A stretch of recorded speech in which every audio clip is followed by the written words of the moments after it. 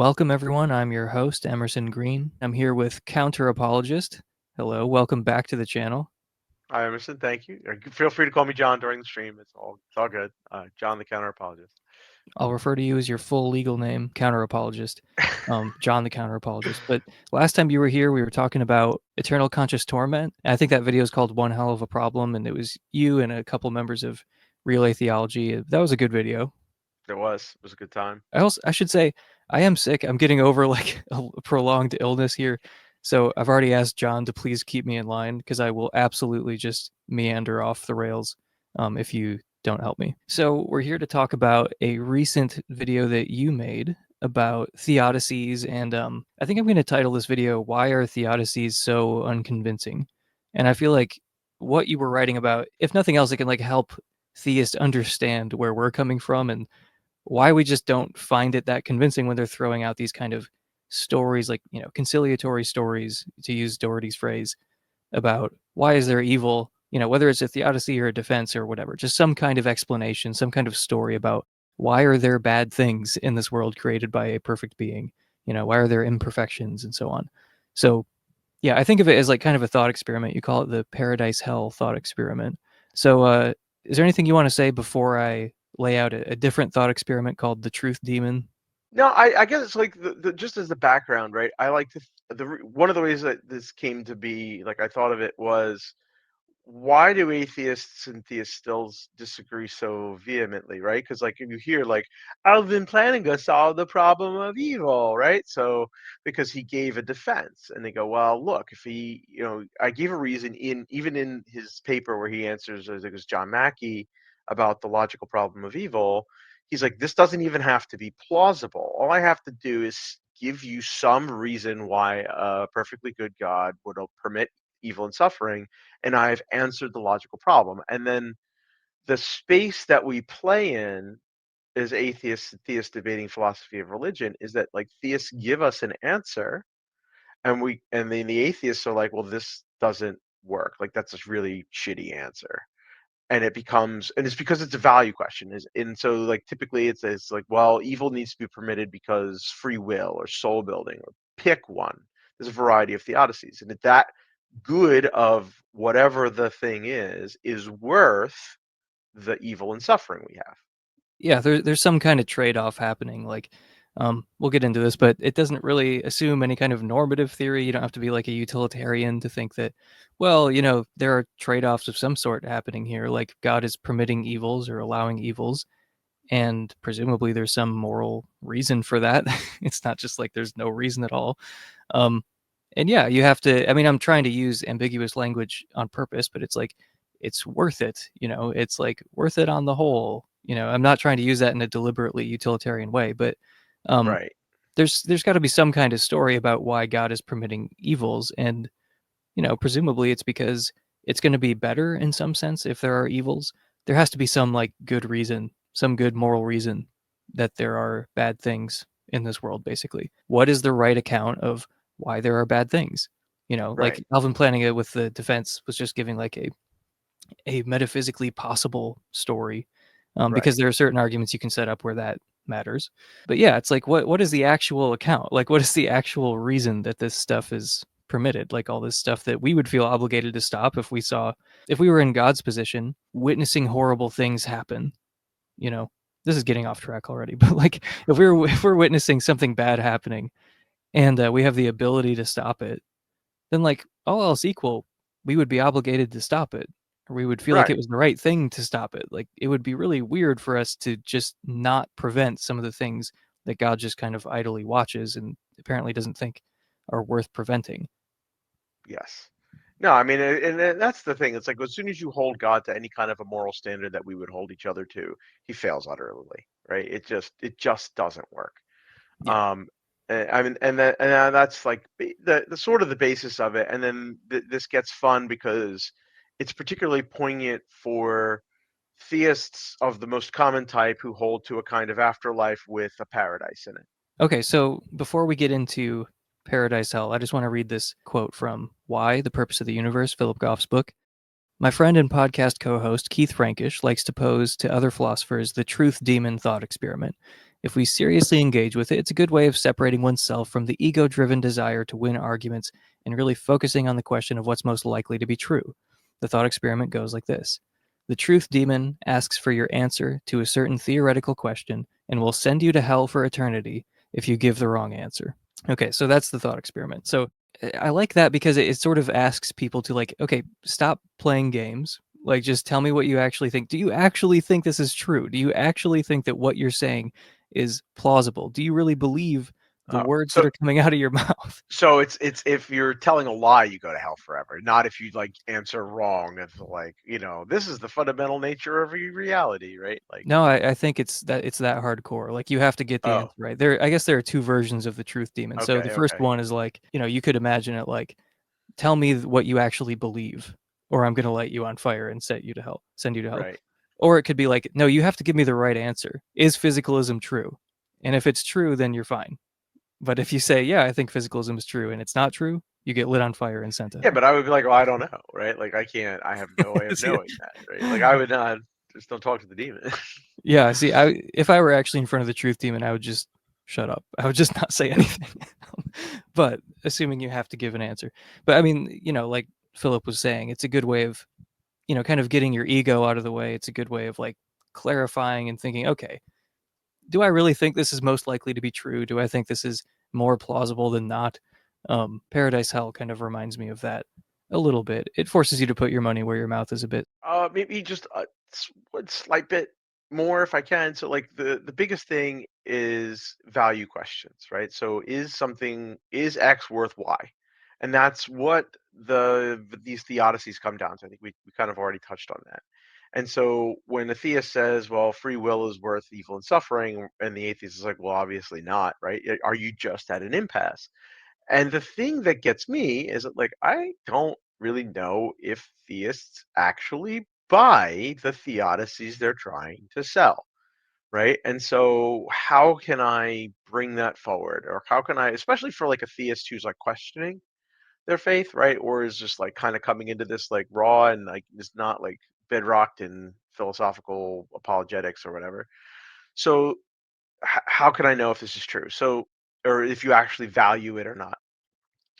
The thought experiment goes like this. So, like, what if we say a loving God, on death in this life, if you are a non-believer, God will send you to what I call paradise hell, where you exist in basically heaven, right? What the currently theists describe heaven. You're in eternal loving communion with God, with no wants, desires, suffering of any kind, sin, evil, the whole bit.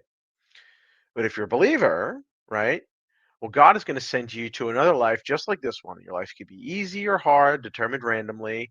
But what you are guaranteed to do is that you are guaranteed to perform the sorts of evil necessitating goods that your theodicy is selling, right? So if you're like, hey, we have free will, and free will to freely choose to love God is totally worth evil and suffering, well, you'll be free to choose to love God in going back into a world just like this. Whereas in paradise hell, they lose their free will. They are beheld by the beatific vision of God, and so therefore cannot help but love God, and so they lack free will. Or you can modify this to account for the variety of different theodicies. So, like, oh, you do have free will in heaven. Well, then you do have free will in paradise hell, right? And you just always freely choose to love God. Or if you don't, like you're saying, oh, I'm just given my nature, I'm just wired in such a way that when I like encounter God, I'm so in awe, I just immediately love God and can't do Yeah, otherwise. And it's like exactly. it's due to my nature. It's not like it's against my will, so to speak, but it's just I am built such that, when I encounter God, I just can't help but worship him. Yeah, and it's like, okay, Exactly. well, now I've lost this thing that was presented as if, oh, this is really important for explaining evil. You got to have the freedom to, some people have to be wired such that when they see God, they don't really care or something. Or like, I it's like, guess. okay, I don't well, know. imagine a world where that is not the case, where, people are wired such that when they encounter God, they react rationally and appropriately to him and worship him and love him. But there's no way they couldn't have done that because they they see God for what he is. Yeah, so the thing is like what's important is that there's all these different theodicies that are presented, and there are all these different goods that are supposedly worth it. And I think a very key point, right? So let's take normal Christian theism as the starting point, and you go, look, hey, this world is supposed to end, right? And everybody, the world gets destroyed, new heaven, new earth, and then you get sorted out either all in heaven or all, or if you have a hell, right, you have a heaven and a hell, and that's it. There's no more of the goods that come about from suffering, right? So you have like if there's like soul building, there's no evil necessitating soul building going on anymore, right? There's no soul building in hell, and there's no evil necessitating soul building of its sort in heaven. So there's always like a finite number, which is just so weird to me that like all this evil and suffering is totally worth a finite number of evil necessitating goods, whereas there's always an infinite amount of the sort of goods that could obtain in heaven, right? Um, and so the thought experiment goes like this. Well, which, you can go to paradise, hell, or you can go to another life like this ad infinitum for eternity. You're always in some kind of a suffering world with suffering, so you can obtain whatever the greater good of your theodicy is. But which one do you want to go to? Or to call out your point earlier, which one would you rather your kids go to for eternity? Right? I mean, the answer is obviously I want to go to paradise. But if you want to go to paradise, you're necessarily saying that the theodicies don't work, because whatever that good of the theodicy that necessitates suffering, you're no longer obtaining yourself. You no longer want to pay the price of evil and suffering to obtain those goods. So those goods are not worth it to you. Full stop. Hmm. Yeah, yeah. I mean, it's almost too horrible to really contemplate. Like, if the atomic bomb hadn't been dropped, there wouldn't be all these opportunities to learn about the effects of nuclear radiation. And it's actually the most tragic thing I could think of. You can't Yeah. work for nuclear disarmament, right? Like Oh, those poor people in paradise hell will only have a cold, detached knowledge of the horrors that occur when a nuclear blast goes off, and so cannot work to make sure that at least in that universe, before the next one comes around, that nuclear bombs don't go off, right? it's almost too horrible to contemplate, really. But yeah, I do see what you're saying. But it's like, okay, think about these two worlds, one of which does not have any nuclear bomb that's ever detonated, and the other world, nuclear bombs go off, and that's how you get all this precious soul building and all this wonderful All that soul information. building. And it's like, okay, you get to pick a world that you're going to send your kid to, one that has nuclear bombs that explode and ones that don't. But in the ones where the bombs don't go off, you could still say they have some kind of knowledge. They just didn't get it because the bomb went off. You know, um, and it's like, which one are you going to send your kids to? Well, I mean, if you really do, I mean, assuming you love your children, you're going to probably send them to the world where bombs are not going off. But then it feels like your theodicy is a little bit disingenuous. Like, how could you really mean what you're saying if you're like, no, no, no, keep my kid out of the bomb world? Well, yeah, of course you would do that as a loving parent. But then it's like, okay, so you didn't really mean all this stuff you were saying, about all this like soul building stuff. If you or whatever it is, like you could fill in the blank with any theodicy. You just like Exactly. present two doors in front of you. Which one are you gonna walk into? It just seems like you're gonna pick the world that's a lot closer to heaven, basically, pretty much every time. Like you're gonna Right. want that's the world that you're gonna want for your kids too, is something that's closer to heaven. But you're losing all these. Oh my gosh, you're losing all this soul building. You're losing all That's this right. freedom to like rape and murder and stuff. And it's like I would rather have my kid be in that world than the world that's full of agony. Yeah. So I mean, where do you want to go from this point? So I think there's a couple of important a couple of important bits there, right? So there's one thing I mentioned. So like the soul building, I love picking on it because it's just to me one of the worst theodicies. But the idea, like I mentioned, like it's finite, right? There's only a finite amount of soul building, right? And if soul building is so worth this, you clearly must want to go into the world with the suffering because there's an infinite amount of soul building, right? like all that precious soul building is just lost, if you go to paradise hell, which is why it's hell and not heaven, right? That's why, I mean, that's what makes it so terrible, Emerson. Um, but the important bit, right? So like a lot of theists, and it's already sort of been brought up, like, well, you know, the, they want to talk about like, oh, well, it's only a finite number of evil necessitating goods can obtain in this universe. It's like, well, God will just keep creating new fallen worlds with like a new species, like humans too, Electric Boogaloo, right? Like, and they'll do the soul building. Well, it's like that's not answering the thought experiment, because you're not doing the suffering to do the soul building, right? You're just passing the buck along for somebody else. You're not willing to pay the price. That soul building is not worth it to you to continue suffering and building your Right. soul.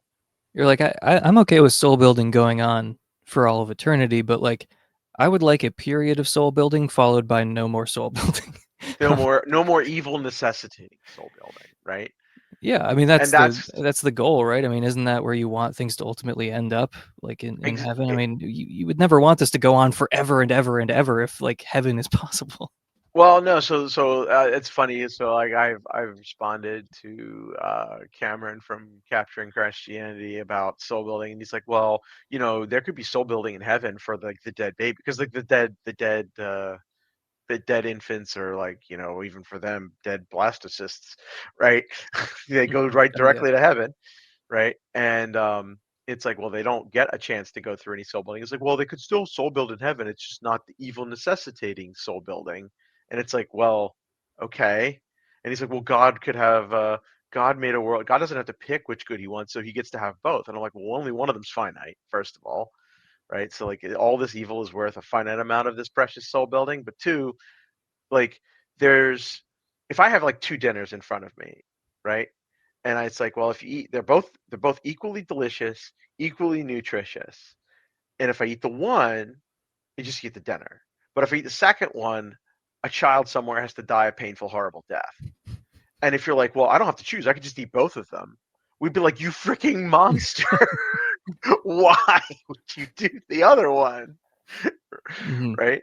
It just doesn't make very much sense to me, like even at all. Yeah. No, I feel that way with a lot of theodicies, and like I mentioned, it feels like sometimes theists are kind of playing a game, and it gets kind of tedious after a while because, well, I mean, because of the subject matter. Like we're talking about suffering and pain and death, often massive amounts of suffering and pain and death, often not suffered by human beings. Yeah, I lose patience sometimes because it does feel like they're just playing games. They don't really mean what they say. And this feels like a clarifying question. It's a way of like, okay, put your money where your mouth is. You've got door one in front of you and door two. I mean, you could even make it just like kind of the same as this Earth, but just with some modifications. So you don't have to like change everything. Um, Right, right. you could just No, think, just okay, same thing, same deal. You come yeah. to a place just like Earth. Do you know the story about? I think her name is Junko Furuta, the No, I don't. Japanese. She was a Japanese girl, 17 years old, who was like tortured over the course of like 40 days, and died horrifically. It's like a horrible case. I would not recommend looking into it unless you have the stomach for it. But um, it's just like when you think about those sorts of evils that take place, like just horrific torture, like horrendous evils that go on for 40 days before she finally mercifully Gets dies. to die. Yeah, it's a And you just relief. think about like, okay, how about a world where those guys are not wired such that they even want to do that? Like you could just make minor changes to human psychology where that wouldn't be a thing. So like whatever good is coming from that thing being allowed to take place, like that horrible series of events. I feel like, first of all, per your thought experiment, there's no way you would choose to send your kid into a world where that could That's happen. possible. I think that you would choose to go into the world where everything is the same, but human beings just are wired in such a way where they don't want to do that to each other. They don't want to capture and torture each other for 40 days. Right. But you're going to lose out on all this wonderful, whatever your stupid theodicy is for, or sorry, whatever your theodicy is for explaining that sort of thing. You're going to You were miss right the out on first time. whatever.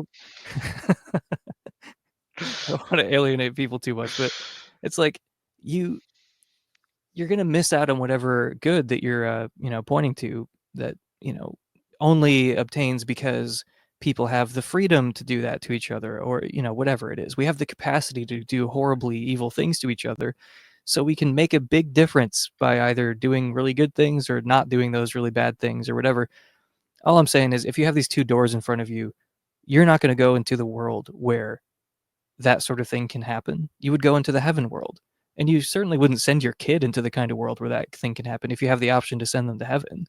Yep. So yeah, it just feels like, again, apologists, like, it's almost like you can't mean what you're saying. There's no way that you think this theodicy is like the actual explanation of why this horrible thing is allowed to occur.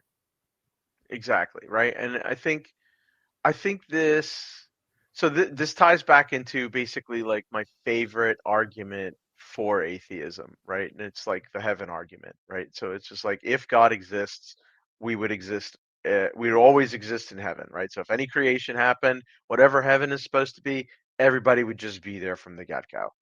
And premise two, we don't exist in heaven, therefore God does not exist, right? And any theodicy to explain why evil exists is going to be the refutation of premise one of that argument, right? It's like a corollary to the problem of evil, right? Because if the problem of evil succeeds, if there would be no evil, if God existed, well, that's what you would be in. There'd be a world with no evil, so therefore you're basically, by definition, you're like in heaven, effectively, right? So, and I think So, something heaven-like, certainly. Yeah. Exactly, right? There's no you can't suffer, right? Evil suffering is like an evil, right? There's no natural disasters, no natural evils or moral evils of any kind, right? So I mean, you're basically, and maybe you're not in commune with God. I don't know. Like, I guess you could try to come up with some middle world ish. Mhm. Like a teleonoma. God damn it! I fucked up my own joke. I was about to list the Mormon levels of heaven, but I forgot what they're called. Oh God, I don't know. Uh, the terrestrial kingdom, the telestial, and the celestial.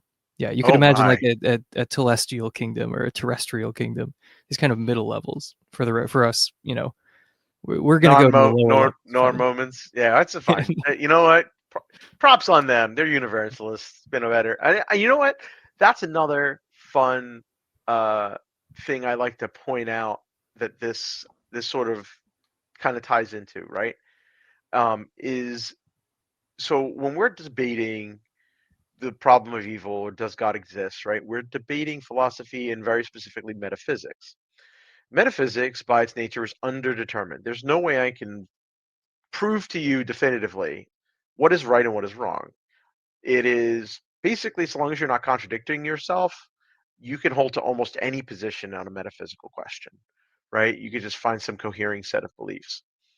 So that's why, like yourself and very many even Christian philosophers of religion will be like, atheism is perfectly rational, theism is perfectly rational, agnosticism is perfectly rational, right? Because all these metaphysical positions are well justifiable. It's within your epistemic rights to hold them. But when you use that fact about metaphysics, there's also the fact that we don't come to this question in a vacuum. What you want to be the case is very often what you are going to gravitate towards. You're going to find reasons to justify the metaphysical view I think that you want, right? Or at least that's a temptation or a vice you can fall into. And I think it's a rare asymmetry, because normally the theist atheist debate, there's a symmetrical problem for either side of which way you take the metaphysical argument. And this is a case where there's not a symmetry, because the theists want God to exist and they want heaven to exist, right? That's the payoff. And they expose this anytime an apologist or a theist tells you that if God does not exist, then there is no meaning or purpose in life, right? Like, it's horrible. They talk about the horrors of the atheistic universe, that we're going to die in a heat death, right? And then it doesn't matter if you lived a good life or a bad life, you all end up the same non-existent dead, right? Now, I think that argument fails in terms of objective meaning and purpose anyway, for other reasons, but they're trying to trigger the fear of death in you. It's the horror of that universe that makes them want you to, it's there to make you to want God to exist. I think that's the real purpose of that argument. And so they might charge, the atheist, they might say, well, the atheist, you don't want God to exist because you don't want hell to exist. And I would say, yes, I do think a world where everybody ceases to exist is better than any universe where God exists and a hell exists, right? I do prefer that view. So I do think atheism is preferable to the vast majority of what Christians and Muslims and Jews believe, right? However, that's not the only option on the table. There's all sorts of universalist theisms of all the different major types. So I'm well within my epistemic rights to believe in that kind of a theism, right? And like that would be nice. Like heaven seems nice and good. Like I kind of would want that, right? You could see at least the appeal. Like there's an argument for agnosticism about wanting heaven to be true or not, but just going with it, hey, I want heaven to exist. I could do that, but I don't think that because I think it's false, right? So I am not, by definition, like as an atheist, I'm not falling into that trap.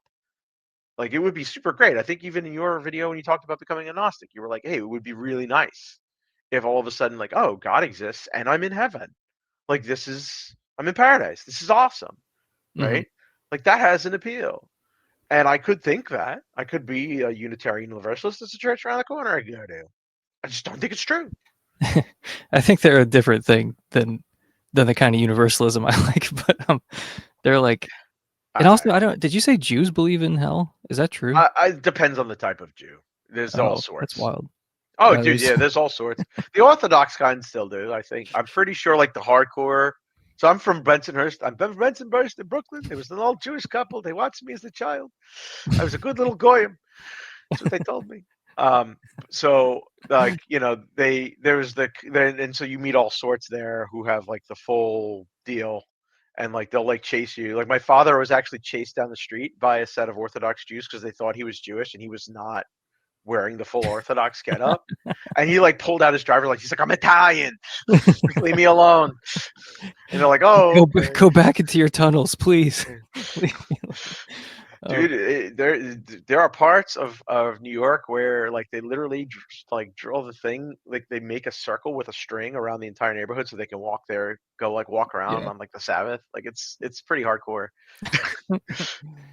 Man, okay. I was just gonna say that, yeah, it would be great if God existed and universalism were true, which does leave room for hell, but it's like it serves as just a completely different role than what most Christians seem to think of hell as Does it? serving.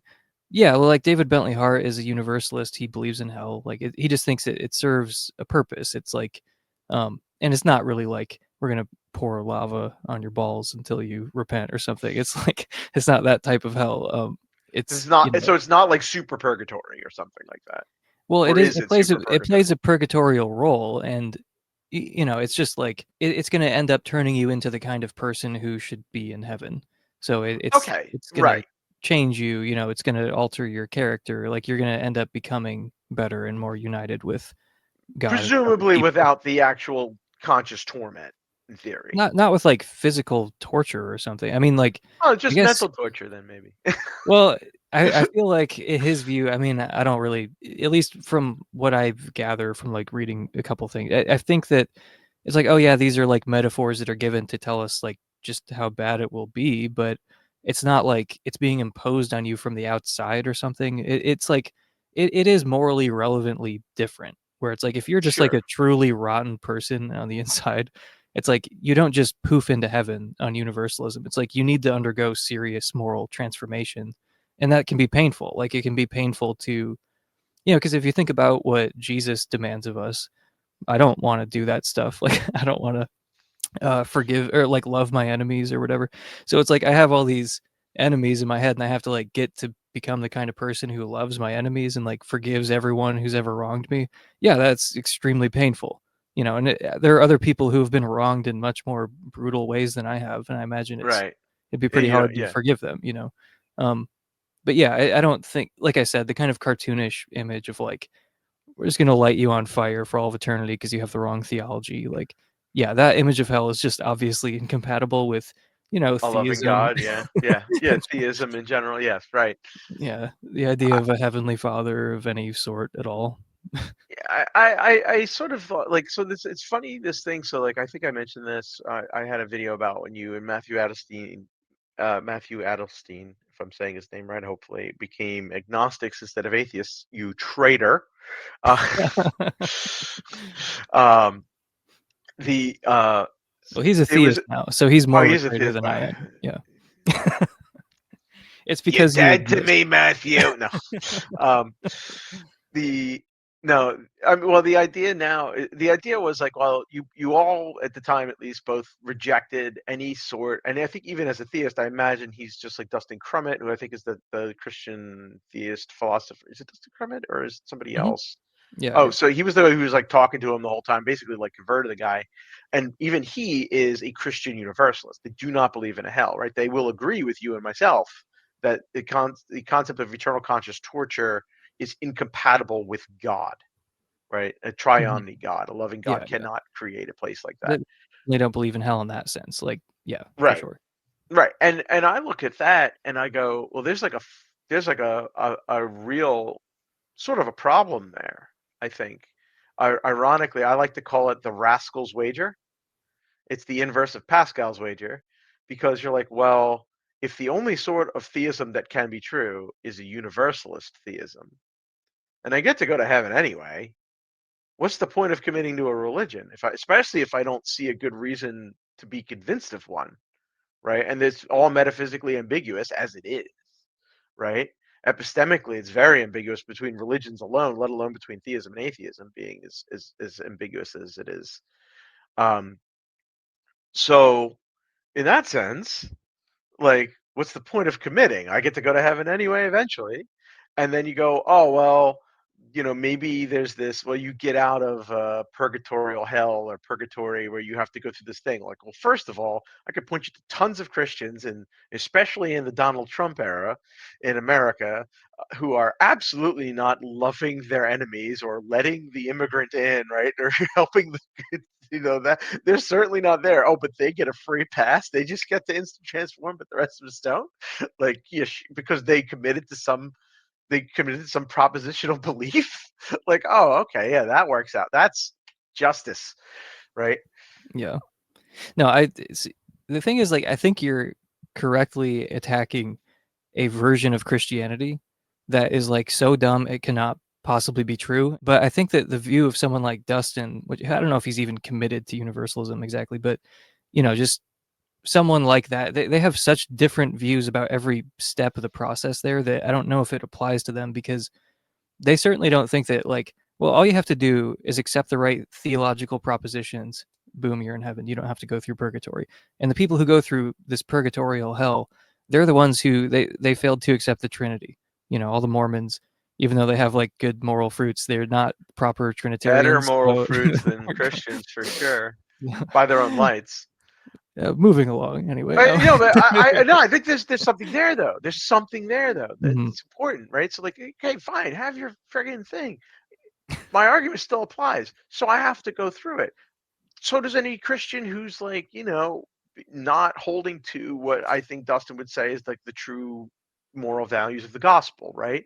Presumably, like transforming into a more godlike, assuming the truth of some sort of Christianity, right? Transforming into a more Christ-like person, and whatever you think the most important teachings of Christ are, right? Because there's the love your enemies, and then there's the I bring a sword, right? Turn against your parents, sort of a deal, right? I think the Bible is written by people, and therefore it's contradictory. It being contradictory is very explainable, but you know, Yeah, I think you and I have an easier time making sense of of all the of yes, of all that of stuff. the Bible than Christians Right, do. but the point is, But it's like if I have to go through the purgatory, fine, I'll pay my time. I'll do the time, I don't think you right? want to pay. I don't think you want to serve the time for doing the crime. Is the thing. Like, so that's the second thing I was going to say. First of all, it's not like, oh, well, just be an atheist because you're gonna go to heaven anyway. It's like, no, their vision of how this works, I think, has a lot less to do with what theology you accept or don't accept, and more with like your heart and whether you're virtuous or kind of vicious, like the kind of person you are, like how Christ-like you are. So I mean, I know on Randall Rouser's picture, when I spoke to him about his book called The Doubter's Creed, he was saying, and he just tweeted this the other day, like, an atheist who loves his neighbor is more of a Christian than like the kind of, MAGA Christians you were referencing earlier, who seem like Right. almost cartoonishly self-centered and like just almost like systematically invert every one of the gospel virtues that are Yes. presented in the New Testament. Okay, so Randall would have no issue saying, an atheist who behaves more like Jesus and loves his neighbor is going to be more of a Christian than some self-proclaimed Christians. And there are even stories in the Bible, like parables about that, arguably, like with the sheep and the goats. But the point is just that you are going to end up spending time in purgatory based on like your heart and your character. It's not about like the propositions you accept or don't accept. And just for the rascal's wager, I pronounced it like Pascal. Even if you're just going off pure self-interest, from my understanding, everything about purgatory I've heard means that it just sucks. It's like really not a place you want to be. So Hitler, before he, gets to heaven, according to David Bentley Hart, is going to spend like untold eons in purgatory, you know, becoming the kind of person who belongs in heaven. Um, First of all, how does that even but make sense? But okay, sure. okay, Right. but I'm just saying, hopefully, I assume, I mean, who knows? Maybe I don't know you that well, but I assume you'd spend less time in purgatory than Hitler. I And would like like to that's think so, but this gets so freaking, so it gets a little frustrating when you say this sort of thing. I like Randall Rouser a lot, and I appreciate his point and the audience he is aiming that towards, right? But then you're like, well, what counts as being a good person if theism is true depends entirely almost upon the nature of God and what moral values that are there. So like if you're like a person who loves your neighbor and you're an atheist but you're trans, right? Like that's a big fucking no-no, right? Like you're living, or if you're in like a committed gay relationship, right? But you're like you've violated like the nature of man according to these people, right? And if you're a natural law theorist, holy shit, are you fucked, right? Like it's really bad, right? And so like, but like what does it count that you're like really nice and like you've given money to the poor, right? Mhm. And you could, and on what level? So like if you've ever watched like The Good Place, right? Like anybody who lives in like the first world is just straight fucked, right? Like like just like our existence dependent upon, like you could like frame things in terms of like global exploitation on things that we have absolutely no control over, right? Like all that sort of a thing. Like how, on what level are you judged, and that sort of a deal, right? You could be, even if I try to be like, I like to think I try to be a good person, right? Like I be nice to my neighbors, I try to help people, I give to charity, right? Like all that sort of thing. But like at the same time, like I do things for myself, I do things to help my kids over like other people, right? Like I try to help my kids more than I'm going to help like some random kid at their school, right? That sort of a deal. Yeah. Well, I don't know. I But mean, part of the complication here is that there is no real like global Christianity or like unified message about how this works, or like who is God? What does God want from us? What, like you mentioned a couple, big no-nos as far as natural law theorists are concerned. Okay, well, they're not like the final authority on Christianity. I mean, no one is. That's kind of why it's so annoying when like Randall Rouser made this video about atheist fallacies when, you're arguing like he he was it was a similar topic like this, and he said if I don't perfectly represent what he said, then he's gonna like nitpick it and yeah, yeah, be yeah. very offended that I but anyway, whatever. I mean, the general thing he was saying was just like, oh, atheists will say, oh, I was a Christian for 40 years, and like when they attack Christianity, they're attacking, in his words, something that like they believe in the foothills of the Appalachian Mountains. It's just this fringe minority position that doesn't represent quote unquote global Christianity. And it's like, well, first of all, it's weird that you're making a video in response to something that like 20 people think. I mean, like obviously Right. we've all heard about this kind of thing. Like when he's talking about, oh yeah, like if you believe the wrong theological propositions, then you're going to get lit on fire for all of eternity. That was the kind of thing that he was disparaging, is like, oh, that's not the Christian view. That's just a couple of hillbillies in Appalachia. It's like, first of all, that's not true. And second of all, this is kind of like a broader problem that like there's just no way to attack Christianity just as such, Christianity simpliciter. So like that's what I was getting at earlier, where it's like I kind of agree with what you're saying if you have like an appropriately narrow scope, I guess, where it's like, okay, if we're talking about Christianity, and by Christianity I mean like these half dozen propositions, together, then yes. But there are other forms of Christianity that I think are equally legitimate and equally like scriptural and have a basis in tradition You and could find history and all anything of you that. want. You could justify. I mean, there's Pretty much, 33,000 yeah. denominations. You could and it's the Bible's a contradictory book. You'll freaking do whatever you want. Hmm. But the thing that gets me Have a is like blast. the thing that gets me a little bit there is that like this entire notion of like, well, how long you're going to spend in purgatory is dependent upon what kind of a person you were and like what's in your heart. And it's like, well, hold on a second. That's not like almost antithetical to the Christian message. The core of the Christian message, right, is like we all fall short of the glory of God, right? Like we all are sinners and all are fallen. And only by Jesus Christ dying and having some kind of atonement, whatever your freaking theory of the atonement is, there had to be an atonement, right? There was a thing that he did. And by accepting that, you are covered, right? Which only makes sense in the sense of the old Jewish thing of like, I did animal sacrifice, the blood of the innocent animal covers for my sins, right? Like, only in that weird theological context does this even originally make sense, right? Because, like, how does one pay? But the entire thing is you have to accept that atonement and that covers for you. So, like, you should, if you're a Christian proper, snap dead, salvation, I'm transformed, I don't go through the purgatory, right? So like where Yeah, does no, even I this get what you're come from? saying. Yeah. Yeah, I see where you're coming from, and it seems like you just exchange one problem for another, like constantly. Like you finally admit that, like, okay, fine, universalists and atheists and annihilationists, they all have a point when they're talking about eternal conscious torment. So here's a new system. And it's like, well, now we've got a new problem. Um, so you'll hear over and over again, like, well, first of all, nobody deserves heaven. None of us deserve to be in heaven. And it's like, but you still believe, though, as a Christian, that like some people are going to heaven and other people aren't. So like what's the criterion or criteria for who gets to go to heaven and who doesn't? Because nobody deserves it. So like like like how are you going to come up with a criterion that seems just? Because you've already granted nobody deserves it.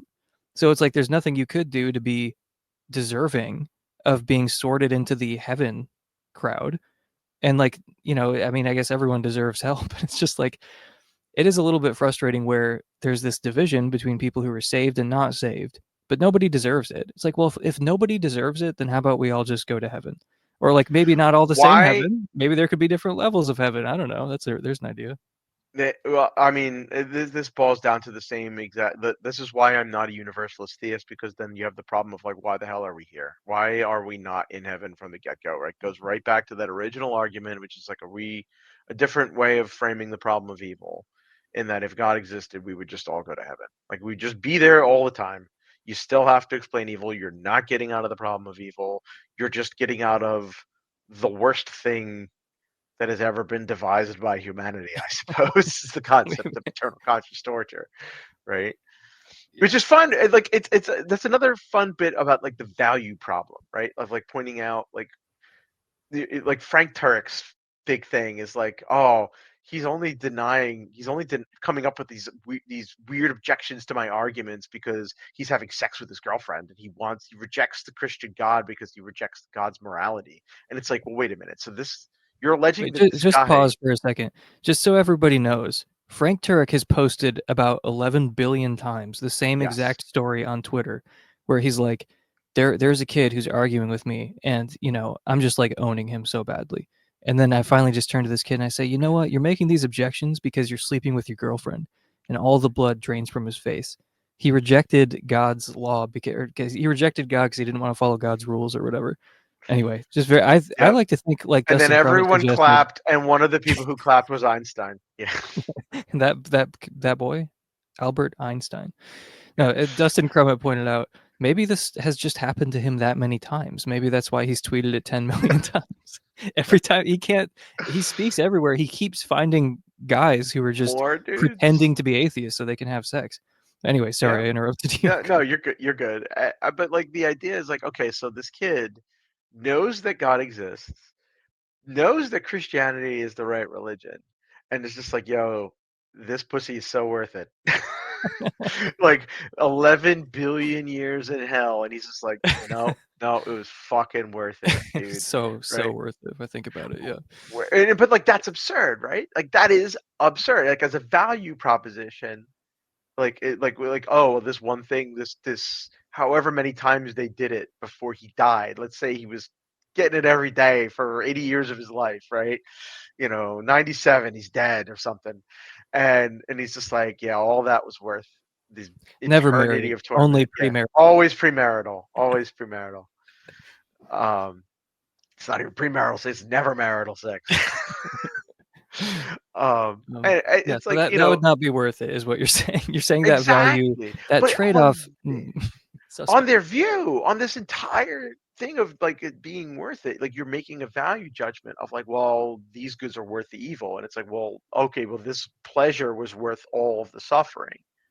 Like you're making as absurd, they are making as absurd a claim in terms of what is worth it, right? Mhm. To me, as what that in that this hypothetical kid that Frank Turek has tweeted about 10 billion times. Yeah. No, that makes sense. It's like your trade-off is just not really It's not worth it, right? And I mean that's why I think the problem of evil works, right? And then the theists want to say that it doesn't, and you know I think this is a great way to be like to kind of force their hand, like, do you really think this? mhm. And if you're somebody who's like in the process of like listening to us or some hopefully a debate where this gets used, and you're like trying to figure out what you believe, I think that's a great clarifying thought experiment you should go through. And I don't think there's anything dishonest about it. I don't think I'm No, I mean, slanting things. and it's I think it's helpful. It's not exactly presented as like the problem of heaven, even though it's obviously related because heaven is better than this. Um, Yes.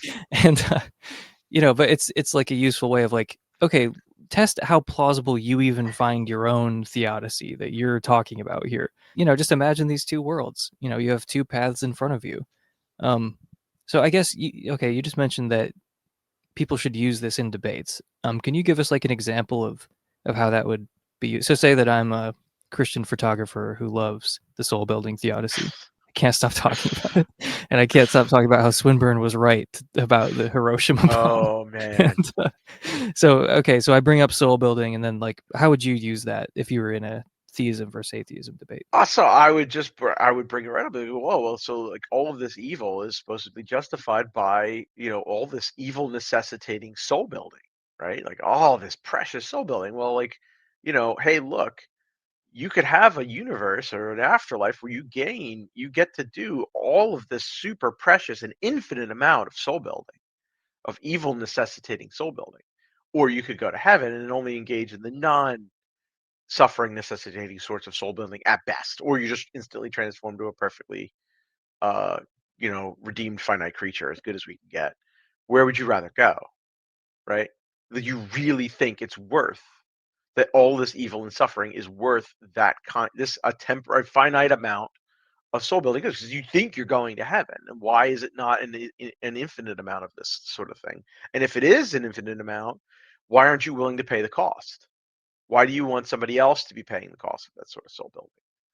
It's clearly not worth it. You want the payoff of paradise, and you're telling yourself a story so that you can feel good about thinking that a paradise exists. Because if you don't, you have to face the reality that there isn't one, right? We were talking about this a little bit beforehand, but I could really I could think of like two potential responses here on the theist part. One is just biting the bullet. You can always just bite the bullet, and you could say, "Yep, I would send my kid into the Junko world. I would send them into the Hiroshima world."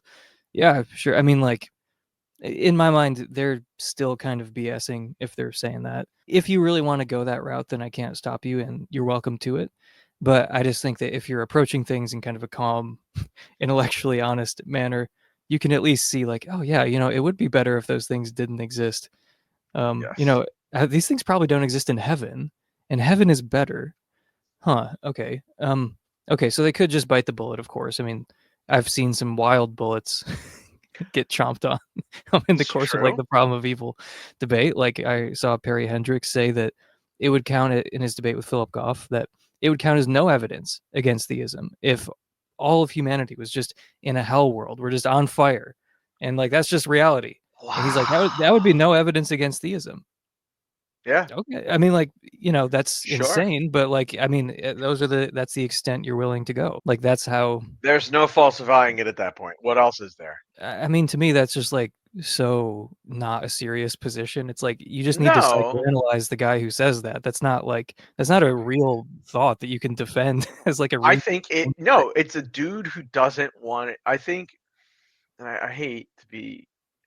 I hate being like, oh, I'm psychoanalyzing them, right? Because they just fucking want it to be true, right? And I think, and I don't think I'm necessarily like trying to like get inside their head and like make unjustified assumptions, especially because the guy who's going to say that is absolutely the dude who's going to give you the fucking argument that like life has no meaning if God doesn't exist because of the heat death of the universe and everybody dies and everybody ends up the same place regardless of how they live their life. They Hmm. will make that same person will make that argument 10 out of 10 times. If they hold that like it's every human ever any created being is always in eternal conscious torment. You're in hell world from the get-go. Hmm. And that doesn't count against God existing. The I don't. Kalam still holds. That's what my friend John Buck said to me. He's like, imagine you're in that hell world and someone says, "Now these flames are contingent." And they start going- Nice. I love Uh, it. yeah, no, Yeah, so there's that. some people will believe absolutely anything, and like when it's not just theists. Obviously, I shouldn't have to say that, but like Oh, if you sure. encounter someone who's saying, "Yeah, the hell world counts as zero evidence against theism," it's like, okay, have fun with that. Like, I mean, I'm Make them sorry to say it sound like every I'm time. condescending. Yeah, I would. Yeah, exactly. Make them say it every Um, time. If you're gonna have to observe position, you're gonna do my job for you. I will make you say it every time we talk, so that mhm. anybody who's paying attention is like that person's out of their mind. Yeah, I mean, if that's the cost of theism, then you're welcome to it, I guess. I mean, I think that it is the cost of certain types of theism, and that's why I think they're ruled out. But anyway, so you could bite the bullet. That's always an option. And I think a slightly more plausible response, like a better route for the theist, would be saying, okay, this really is just telling me a psychological truth about myself. Like, yeah, I, a weak, fallen human being, would take the path of least resistance. I would go to heaven, if I could, and I would avoid all this horrible, soul building and nuclear bombs going off and torture and all the rest of it. But just because I would pick a world that doesn't have hundreds of millions of years of predation, that doesn't mean it's a better world. A world without those things on the whole. Um, it just means that psychologically, I'm a flawed human. So yeah, this tells me what I would do. If I had those two doors in front of me. Yeah, you're right. You're right. I would choose the heaven door, but I'm not God. So this is not probative beyond my own psychology. It doesn't prove that like actually these theodicies are no good. It just means that there's something wrong with humans that we don't find these theodicies convincing. That's Right. another. And you go, well, look, how else am I supposed to evaluate whether or not God exists, right? You have basically just said, yes, by our judgments, God doesn't exist, but I think God exists anyway, right? And it's just like, and I said this to him, and then I turn to him and I say, you're only just saying this because you want to go to heaven, and all the blood drained from the man's face. He's rejecting atheism because he doesn't want to live by Charles Darwin's laws. That's right. That's basically he's got to sit on Darwin's lap to slap Slap him in the face. him in the face because any soul building theodicy necessarily steals from the atheist worldview Mm-hmm. because in on theism, what is the good of building a soul? God doesn't go through any growth whatsoever, and God is the axiological foundation of everything that is good. So what good is there in soul building? Period. You mentioned Matthew Adelstein earlier, and I forgot about his theodicy. I guess it's kind of like an I didn't indifferent even see what universe. it is. He thinks that like there are benefits to creating a universe that pretty much looks like an indifferent universe where God doesn't exist. Sort of like distance makes the heart grow fonder or something. Like it's going to make you closer to God in the long run if you spend some time away from God. So you might occasionally find yourself in a world where, boy, it sure seems like God doesn't exist. Um, and that's, I guess, the explanation for why Sure. it seems like God doesn't exist. Okay, and all the dead infants that go straight to heaven. Like, I mean, that's just always a fucking. Anytime you go through anything like that, the exceptions that they have to grant are just so stupid. Oh yeah, no, I see. It's Because ad hoc. you can go through anything They on don't Earth. go through a damn thing. And if you go through and you hold the thing, especially like a fertilized egg, the sperm cracked the thing, and then the one cell became two. It's a person. Ensoulment has happened, right? And but it didn't cling to the uterine wall. Uh, it's in heaven now. It's a person, right? Like no brain, no thoughts, nothing. It's really sad because they didn't get to go through all the soul building. Exactly. That precious soul being lost. They don't get to know what it's like to live in a world where it really seems like there's no God. It's the But same thought experiment could be said. Like, what would you rather go through? What world would you yeah, rather yeah, be in? you have one door in front of you to live in what sure looks like an indifferent universe, or you can go into a world where you have a relationship with God. It's like I'm gonna choose the one where I have a relationship with God, not the one where Exactly. it seems like God doesn't exist. Like why the I- hell would I ever If come I'm, here? it's like I'm a loving parent, and well, where would you send your kids? And it's like, well, if God is perfectly loving, where the fuck is He sending us? Like that would be what a parent would do, right? A God would be like, no, we're gonna have perfect communion. There would be no suffering.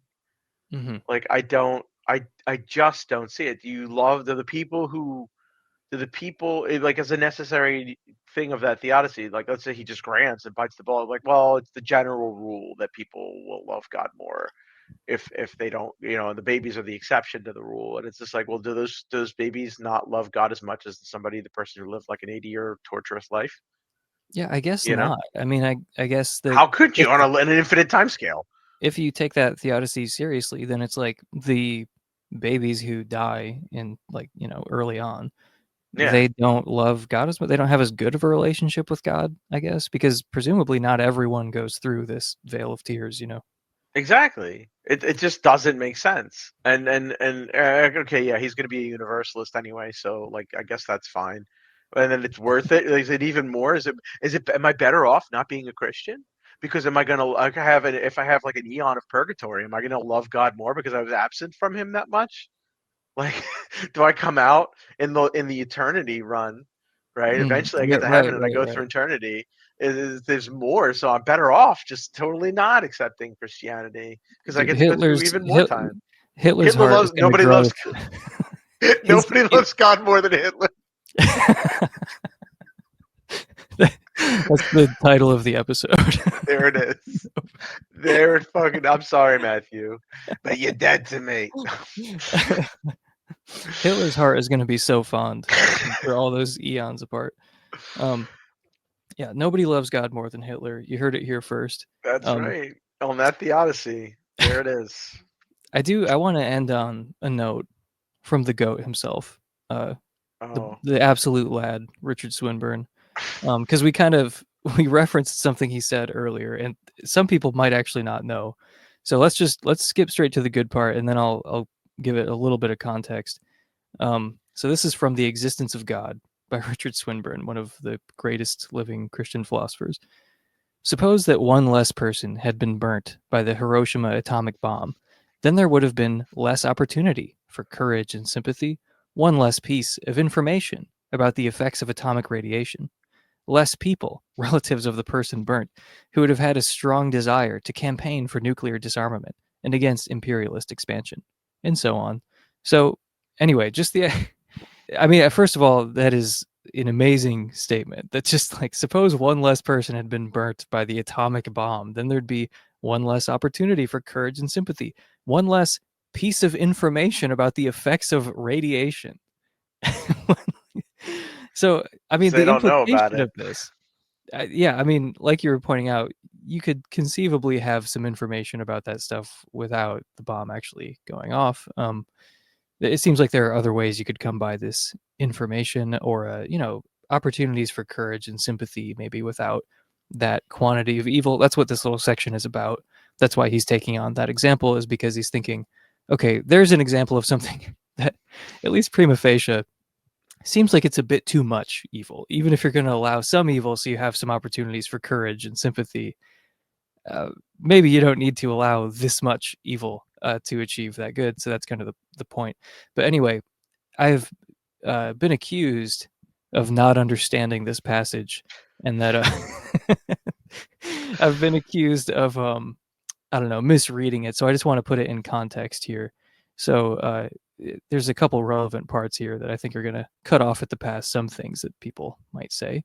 Um, my fourth condition for a perfectly good God to allow or bring about some evil is that it is probable that the good will outweigh any any evil necessary for attaining it. And even if it does outweigh it, there are limits to God's right to impose evil. Okay, so God does not have the right to impose anything whatsoever. There are like there are like deontic constraints here. And you might be concerned about the evil just dramatically outweighing the proposed good of campaigning for nuclear disarmament or something. It just seems like he's saying like, oh, Oh, well, you can allow pediatric oncology wards because there's the good of chemotherapy or the good of like, searching for a cure. It's just, it doesn't it doesn't seem like a good explanation, even though he is, of course, correct that, like, if you remove this bad thing, then there are certain goods that can only exist if that bad thing exists. But the question is just whether it's worth it. Like, in his words, does it outweigh it?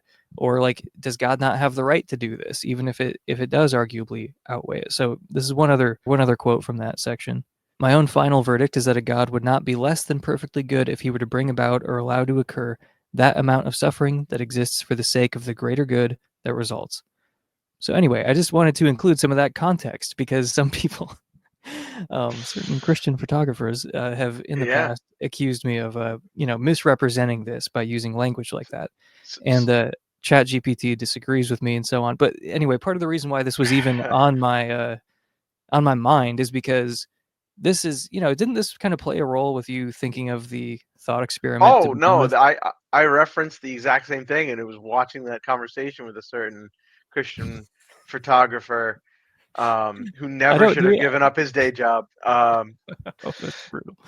I don't give a I'm shit. saying that because these are like Twitter exchanges, and I don't really want to act like this is his most considered opinion or something like that. Like No, but I say all types. I say shit on Twitter, and it's like that's not my most considered opinion or anything like that. But no, I but don't want to hold this them is. to it too much. You know what I mean? Yeah, I mean, there was a lot of back and forth of like, no, no, no, he couldn't say that this was possibly worth it. I do have to say though, oddly enough, I have actually gone to Nagasaki, Japan for work because there's a shipyard there, and I saw a dude on an overpass in Nagasaki wearing like the biker leather vest with leather assless chaps holding a sign that said "Disarm nuclear weapons now." And just think, if one person less had been burned, I would not have seen this random dude in leather assless chaps holding a sign that says "End nuclear weapons now." Dude, So that rocks, and I actually agree with Swinburne now because that dude would not exist in a world where no nuclear bomb went off. went off there. As I could tell you stories from that place. There's definitely a lot there. The Nagasaki Peace Museum, you go through the most detailed timeline of World War II you've ever seen. Like Hitler was born, Hitler goes to prom.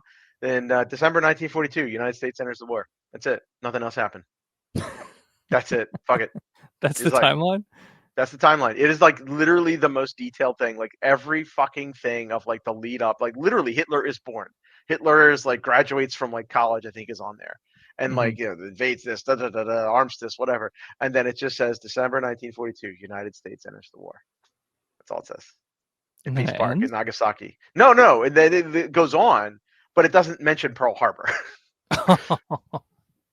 Sorry, There's no reason. I We thought you were just saying it entered the was. war. Oh, right, No, no, right. no. It's Okay. just no. United States just entered the war. I That's thought you all it said it. is. I thought you were saying it just like mysteriously ends at Oh that no, point. I'm like, no. that's It just bizarre. That's mysteriously leaves something very obvious out the for some reason. United States, for some reason, for reasons beyond our comprehension, the war Yes, was entered by the U.S. yes.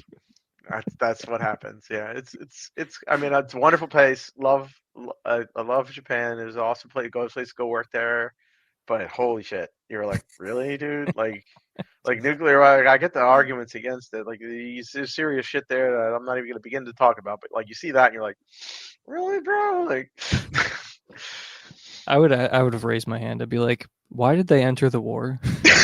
no, I'm it's I'm just you see Canadian, the by the way. timeline. I don't. Yeah, yeah. So can I give you one more anecdote, especially since we're talking about our Christian photographer friend. Yeah, I go for it. personally have gone through and had to do since the beginning of the year, had to remodel, working on part of my house. And I've listened to your podcast on Relay Theology, a lot of episodes while I was doing a lot of work. And I'm not a philosophy of mind guy, right? You are very more interested in or well versed in it than I am, although I do lean towards physicalism. I'm fine. I'm kind of agnostic on what it really is. But it was really nice listening to your episodes, and then I realized that, like, even if I granted all of the best arguments against type A physicalism or even type B physicalism, I could just be a panpsychist. And so as a result, I just have no respect for the dualist or idealist position whatsoever. I just don't take it seriously anymore, Emerson, thanks to your podcast. So I just wanted you to know that now that I see that I could accept panpsychism even if I granted the strongest arguments against physicalism. I just, After 10 years of study, you yeah, no longer respect dualism. Wow, that's right. that's Not powerful. dualism or idealism for that matter. I know it's ridiculous. That's I could just be a powerful. panpsychist. Yeah. You should, just in case Joe Schmidt makes like a 2-hour comprehensive video about why you're wrong, you should just like completely ignore it. You should just like Oh, leave a snarky comment that one just say, comment no, he on didn't. He Facebook. didn't. Yeah. Yeah, exactly. That's it. Anyway, thank you so much for coming on. I really enjoyed talking to you, and I enjoy your channel, Counter Apologist. If you're not already subscribed, just go ahead and subscribe. Watch that backlog because you've been making videos for a long time, and there's a lot of good content on there. When did 10 you plus start making years. videos? 10 plus years. Oh my Over 10 gosh. years ago. It was just before my first child was born, so it's been over 12. Wow. Wow. Well, congratulations on the channel and I guess also the child or whatever. But anyway, thank you so much for coming on. It's been a pleasure. Oh, and go watch the other appearance of John the Counter Apologist on this channel called One Hell of a Problem if you haven't already. So thank you again for coming on and thank you for watching. I've been Emerson Green and I will see you next time. Thank you, sir. Take care.